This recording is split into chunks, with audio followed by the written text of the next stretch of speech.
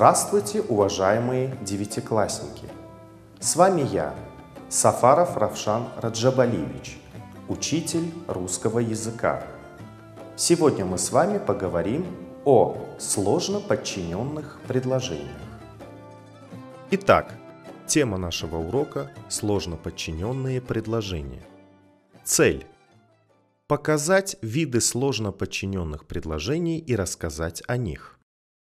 Сложно подчиненные предложения – это предложения, включающие в себя одно главное и одно или несколько придаточных предложений.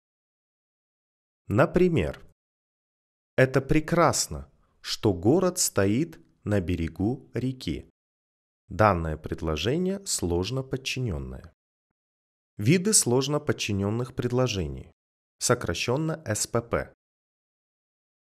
Сложно подчиненное предложение с придаточными определительными, дополнительными, их еще называют изъяснительными, и обстоятельственными.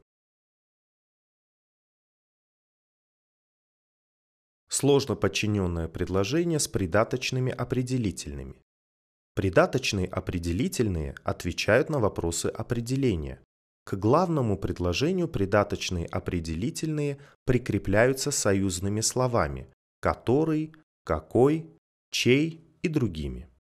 Например, знание литературы и любовь к ней есть тот минимум, который определяет культуру человека. Минимум какой, который определяет культуру человека. Это сложно подчиненное предложение с придаточным определительным. Обратите внимание на кластер. Придаточные определительные отвечают на вопросы «какой», «который», «чей», прикрепляются союзными словами «какой», «который», «чей» и другими.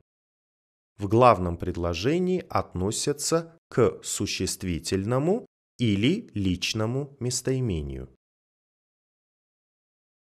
Сложно подчиненные предложения с придаточными дополнительными. Придаточные дополнительные отвечают на вопросы дополнения.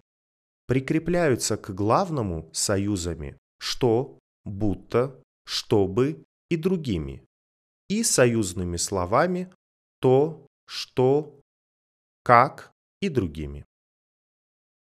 Например, люблю, когда сосна шумит. Люблю что, когда сосна шумит. Это предложение с придаточным дополнительным. Кластер номер 2. Придаточные дополнительные.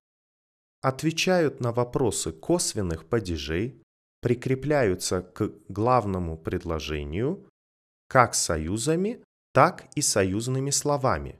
В главном предложении относятся к глаголу. Сложно подчиненное предложение с придаточными обстоятельственными. Придаточные обстоятельственные отвечают на вопросы обстоятельств. Разновидности обстоятельственных придаточных. Придаточные места, времени, причины, следствия, образа действия и степени, сравнения, цели, условия, уступки. Кластер номер 3. Придаточные обстоятельственные. Отвечают на вопросы обстоятельств, прикрепляются как союзами, так и союзными словами. Придаточные места отвечают на вопросы «где», «куда», «откуда» и прикрепляются к главному союзными словами «где», «куда», «откуда». Придаточные времени отвечают на вопросы «когда», «как долго» и другие. Придаточные причины отвечают на вопросы «почему», «отчего», прикрепляются к главному союзами «потому что», «оттого что» и другими. Придаточные следствия прикрепляются к главному союзам «так что», отвечают на вопрос «что из этого следует». Придаточные образа действия и степени отвечают на вопросы «как», «каким образом», «в какой мере» или «степени». Прикрепляются к главному союзными словами «как», «насколько» и другими. Придаточные сравнительные относятся ко всему главному и прикрепляются к главному союзами «как», «словно», «будто» и другими. Придаточные цели отвечают на вопросы «зачем», «для чего», «с какой целью». Прикрепляются к главному союзами «чтобы», «затем чтобы» и другими. Придаточные условия отвечают на вопрос «при каком условии?». Относятся ко всему главному и прикрепляются союзами «если», «коли» и другими. Придаточные уступки отвечают на вопросы «несмотря на что», «вопреки чему». Прикрепляются союзами «хотя», «пускай», «несмотря на то, что» и другими. Примеры сложно подчиненных предложений. Если солнце не потушат, будут зайчики всегда. Будут зайчики всегда при каком условии? Если солнце не потушат. Это придаточное условие. Прикрепляются союзом «если». Пускай еще не высохли чернила, словам уже бессмертие дано.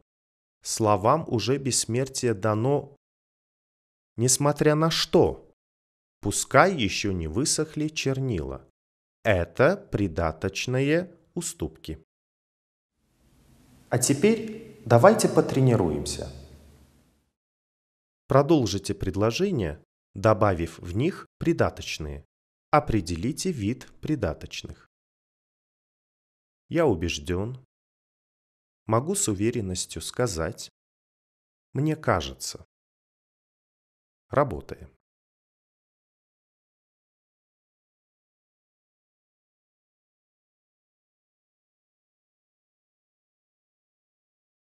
Переделайте предложения так, чтобы они стали сложно подчиненными. Читаем.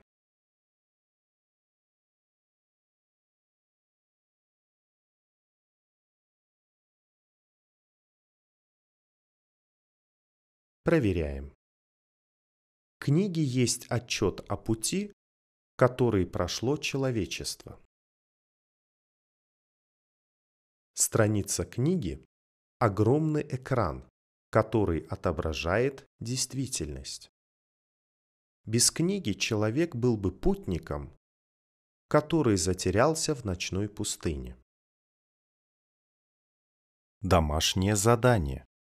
Написать небольшое эссе на тему «Таджикистан – мой край родной», используя при этом сложно подчиненные предложения.